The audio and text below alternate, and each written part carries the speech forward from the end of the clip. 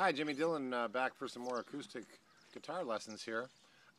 We've been doing a lot of acoustic blues and then a little bit of finger picking kind of country blues, and I'm kind of wanting to stretch out a little bit.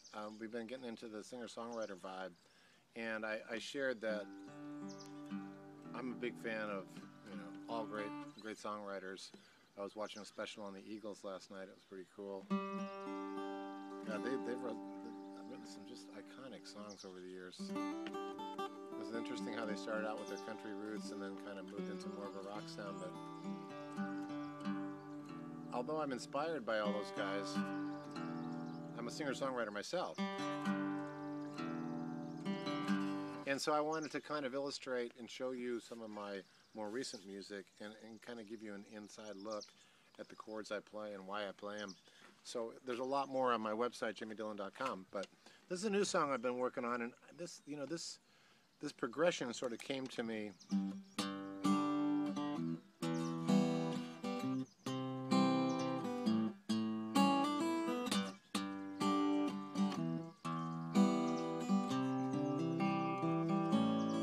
It's a little different than your average one. I mean, it's got that little downbeat. Kind of reminds me of I used to play with a guy named Levon Helm, who was a drummer for the band. Great singer. He played mandolin and everything. I had the good luck of playing with him because he worked with my boss, Clarence Clements, a great sax player who passed away. But this song I think was really a little bit inspired by, you'd listen to the early band. I was feeling about half past dead. So this one is, it's a little bit in that style, although I kind of stay in the acoustic mode. I don't really get into the band thing with this one, at least not yet. And it's called Fool's Paradise, but what's nice about the song is it's got that little bounce to it.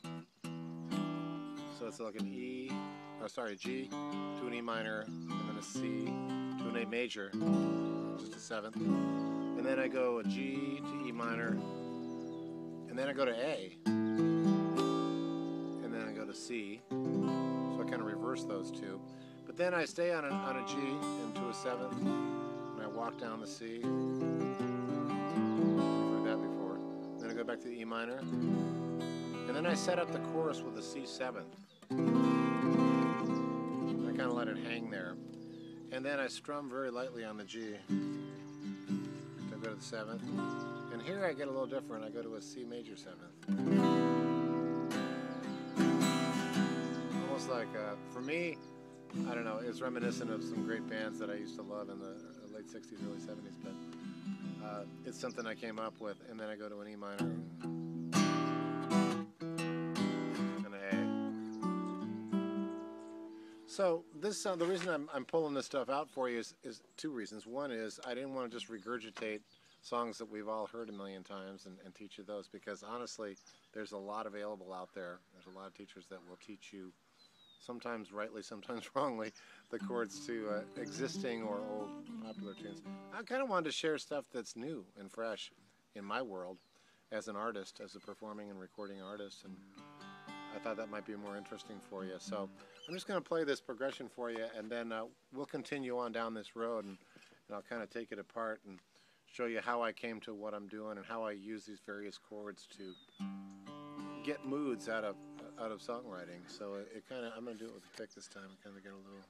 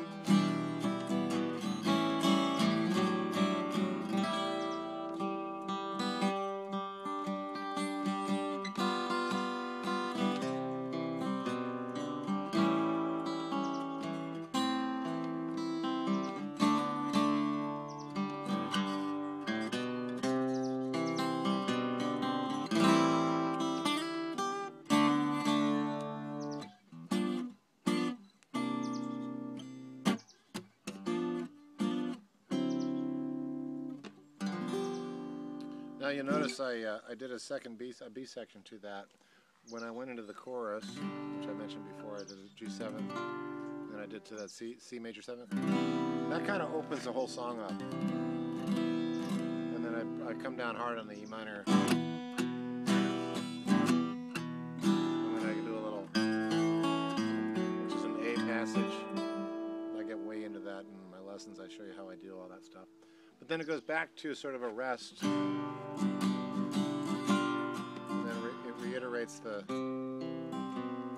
major, and here I do something a little bit different. I go to an A minor, minor 7th, and then a D, and then I do a little walk up on a G, which kind of works cool. And I walk back down to the A minor, and here's where it gets a little different, a little weird. And then I do almost a blues thing.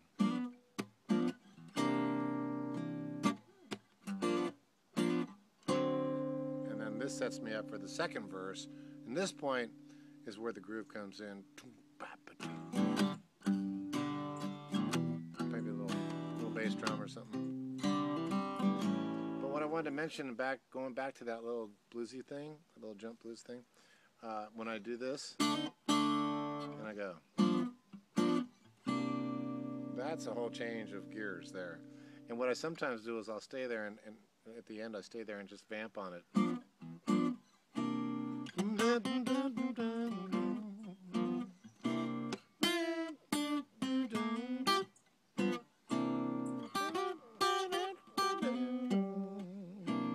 It's a great 1/4 progression.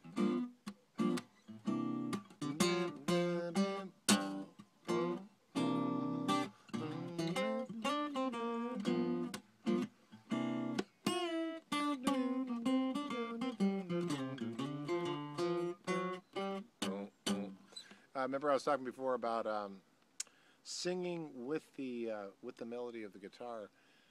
Sometimes it's a nice break because you're playing all these chords, you got a pretty full sound, and then in this case I close it down with a bar chord.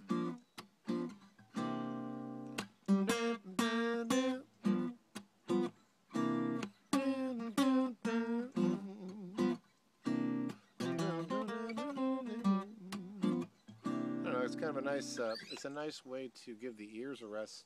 It's almost a little bit sonic relief because if you're used to hearing, chords strung out, full strum, that's really great. But every once in a while you want to. So I just wanted to illustrate that, and as I said, I get way into the whole gestalt of how. How and why these chords work together and how it works for me, basically. Because, everybody has a different way of putting stringing chords together, and everybody has different tastes in terms of what they like to hear, both as a composer, as a player, and as a listener. That's, we all have our thing. But I do try to adhere to the 4 T's. I learned that from an old pal of mine, Stephen Bruton, a great Texas picker who's passed away. He used to say, don't forget the 4 T's, touch, tone, time, and taste. And I thought, wait a minute, what does he mean by that? And if you want to know all about touch, tone, time, and taste, come and check me out at jimmydillon.com, and I'll take it apart and show you what I mean. But it's all very important stuff, and it's all fun stuff, too. I try to keep it fun. That's the whole point of, passing on what I know to you guys, is try to increase your fun factor on acoustic guitar, and I teach electric as well, but right now, I'm really focused on acoustic. So I'll leave you with just a little bit of, I'm just going to jam a little bit on that G, that 1/4 thing.